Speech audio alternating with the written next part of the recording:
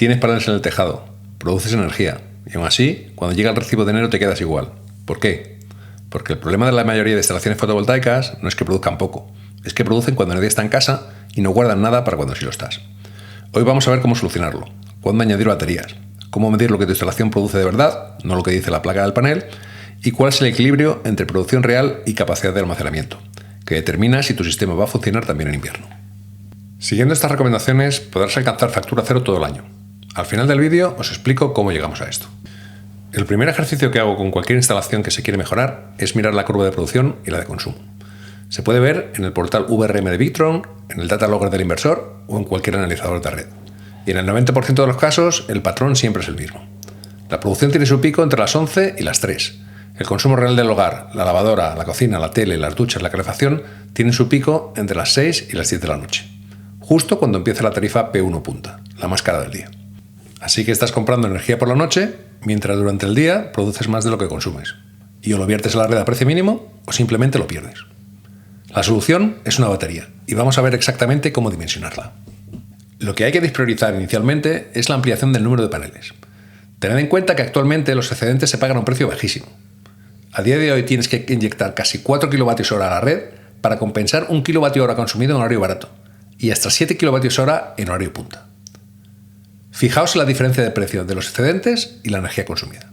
Estos son precios reales de una comercializadora muy popular en España y en otros países europeos para viviendas con instalaciones solares. No penséis que he elegido los precios más desfavorables, sino todo lo contrario. De hecho, es la comercializadora que estamos utilizando en nuestra instalación. Suponiendo que tuviéramos una instalación que puede verter 1000 kWh en los meses centrales del año, he simulado la compensación que podríamos alcanzar por los excedentes anualmente. Como veis, hace unos años la cantidad en euros era significativa, porque los excedentes se estaban pagando en torno a 11 céntimos por kilovatio hora, que era el mismo precio que valía la energía en periodo llano, de forma que usando una batería virtual podías compensar fácilmente lo que consumías en periodos sin sol. Pero hoy día la compensación de excedentes es un complemento, no la solución principal, que como ya he dicho son las baterías físicas. Además, se espera que el precio de los excedentes siga descendiendo, porque la cantidad de paneles instalados cada año sigue aumentando de forma masiva, así que en cierto modo es lógico que cuanta más abundancia haya, menos valga la energía. Ya hemos dicho que la mejor solución es una batería, que resuelve dos problemas de golpe. Primero, cubre el consumo de la tarde-noche, que no solo son las horas de máximo consumo, sino que además es el periodo de pico donde la energía está más cara. Segundo, te da autonomía en los días nublados o de poca irradiación, que en invierno pueden ser la mayoría. Un punto importante es que se le pueden añadir baterías a cualquier inversor, no solo a los inversores híbridos. En el caso de los inversores AC normales, necesitaríamos un inversor cargador, como por ejemplo este Multiplus 2 de Victron, además de las baterías. En cuanto a la tecnología, hoy el estándar es el litio ferrofosfato, que ofrece entre 4 y 6.000 ciclos de vida útil, sin mantenimiento, sin gases y sin efecto memoria. Las baterías PylonTech y las baterías con BMS inteligente JK que podéis ver aquí son compatibles con inversores cargadores como Multiplus 2 y además la configuración es muy fácil de realizar. Un detalle técnico que hay que entender bien. La capacidad nominal no es la capacidad utilizable. La profundidad de descarga de las baterías se suele ajustar al 80% para maximizar su vida útil, aunque si quieres exprimir más tus baterías, otro valor común es 85%. Una batería de 15 kWh nominales con una profundidad de descarga del 80% te va a dar 12 kilovatios reales.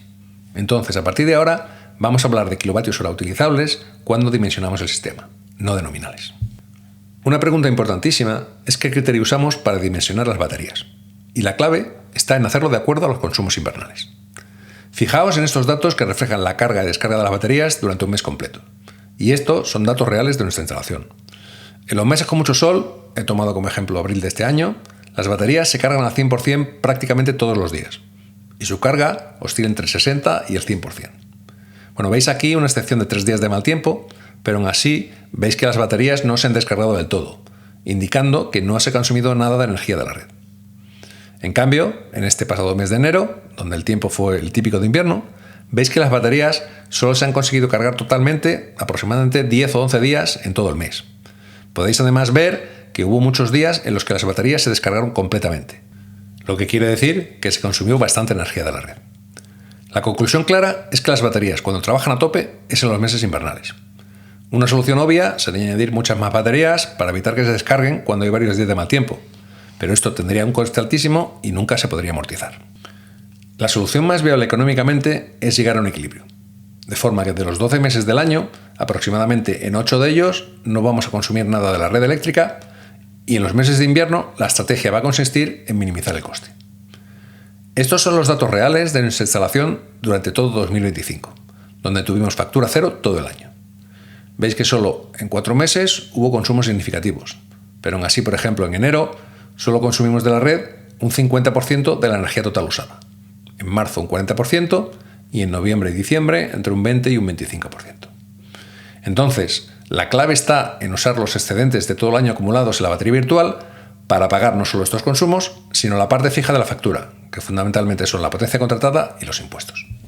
La regla práctica de partida es que la capacidad del banco de baterías debería ser aproximadamente igual al 75% del consumo medio diario en invierno. Esto cubriría los consumos en días de invierno soleados o parcialmente nublados, aunque en días lluviosos habría déficit energético. El dato de los kilovatios hora diarios en invierno lo podéis sacar de la factura de la luz. Podéis, por ejemplo, hacer la media de lo consumido en los 3 meses de invierno y dividirlo entre 90 días.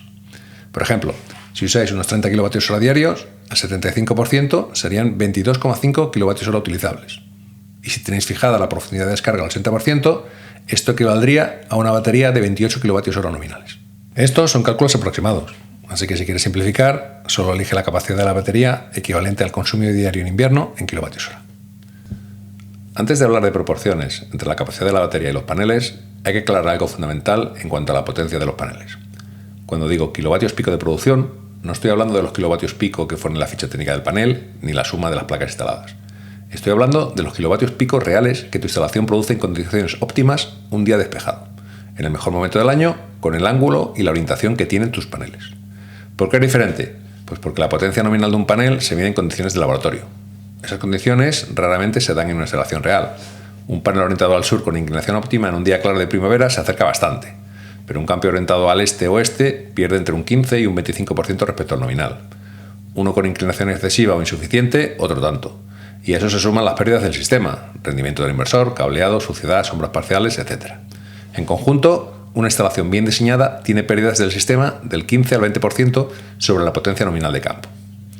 Aquí te muestro un ejemplo de una instalación con 28 paneles de 520 vatios, que deberían dar una potencia pico de 14,6 kilovatios. Sin embargo, si entramos en el data logger de la instalación y elegimos un día de soleado de mayo o junio, vemos que la producción máxima real está en torno a 11 kilovatios. Lo mismo podemos apreciar si miramos la producción de campo solar en un mes. Claramente la potencia de pico real se sitúa en 11 kilovatios. Si no tienes datos históricos de la producción de tu instalación, hay una alternativa. Puedes usar la web de PVGIS, que es un organismo dependiente de la Comisión Europea.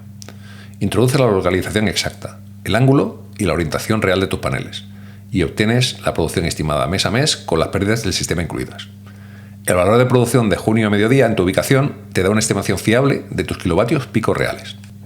Volviendo al tema fundamental de la proporción entre paneles y baterías, lo ideal es tener un ratio de entre 2 y 2,5 kilovatios hora utilizables de batería por cada kilovatio pico real de producción. En las zonas norte de España yo me acercaría más a una proporción de 2,5, ya que hay menos irradiación solar en invierno y va a costar más llenar las baterías. En el centro y sur de España un ratio de 2 es perfectamente razonable. En otros países no me atrevo a hacer una recomendación clara, pero si hay inviernos poco soleados, claramente conviene aumentar la proporción de paneles. Aquí tenemos un ejemplo. Con 5 o 6 kilovatios pico reales de producción, habría un buen equilibrio con una batería de entre 10 y 15 kilovatios hora. Sin embargo, en este mismo sistema, si ponemos 32 kilovatios hora de baterías, estaríamos sobredimensionando la batería. No es que esto sea malo en sí mismo, simplemente cuanto más falta haga disponer de toda esa energía de las baterías, no van a estar cargadas al máximo. Es simplemente un tema de que no se va a amortizar el coste de la instalación. Una vez que tienes la batería, la pregunta que tienes que hacerte después de un invierno es: ¿se está cargando al 100% la mayoría de los días? Si la respuesta es no con frecuencia, necesitas más producción real. Y hay dos caminos. El primero, que muchas veces se ignora, es revisar si las sombras parciales están lastrando tu producción actual. Una sombra que cubre el 10% de un string puede reducir la producción de ese string entre un 20 y un 50% dependiendo de la hora. Un optimizador por panel puede recuperar entre 10 y un 25% de producción sin añadir ni una sola placa. En muchos casos, esto solo ya reequilibra el sistema. Y el segundo camino, obviamente, es añadir más paneles. Otro aspecto importantísimo es la monitorización de la instalación, que puedes hacer a través de la aplicación de tu inversor. En concreto, si usas sistemas Victron, la aplicación VRM, que es gratuita, te permite monitorizar la instalación en tiempo real para consultar producción fotovoltaica, consumos y estado de las baterías. Además, te permite obtener datos históricos de los consumos, pudiendo analizar los porcentajes de consumo directos desde las placas, las baterías o la red.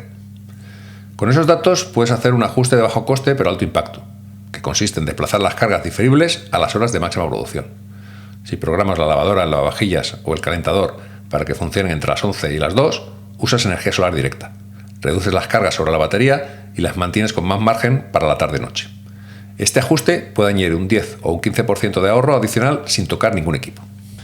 En resumen, si tienes paneles y quieres mejorar el ahorro, el orden es este. Primero, añade batería. El objetivo es que la capacidad utilizable cubra tu consumo diario medio.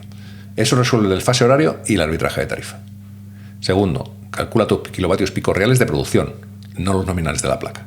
El pico de potencia que registra tu inversor en un día claro de verano es tu referencia práctica. Aplica el ratio de 2 a 2,5 kWh utilizables de batería por cada kilovatio pico real. Recuerda, kilovatios hora utilizables, no nominales. Tirando al extremo alto si estás en el norte peninsular o tienes inviernos con poca irradiación. Tercero, verifica que tus paneles puedan recargar la batería en invierno. Monitoriza el estado de carga en los meses de diciembre y enero. Si no se carga al 100% con frecuencia, necesitas más superficie de paneles. Si concluyes que tus placas no pueden cargar la batería, amplía el campo solar antes de ampliar el almacenamiento, nunca al revés. Cuarto, monitoriza y desplaza cargas a las horas de producción. Es el último ajuste, el de menor coste y el que cierra el círculo. Si tienes una instalación y no sabes si está bien dimensionada, cuéntame en los comentarios los kilovatios pico reales que tienes, los kilovatios hora de batería y tu zona, e intento orientarte.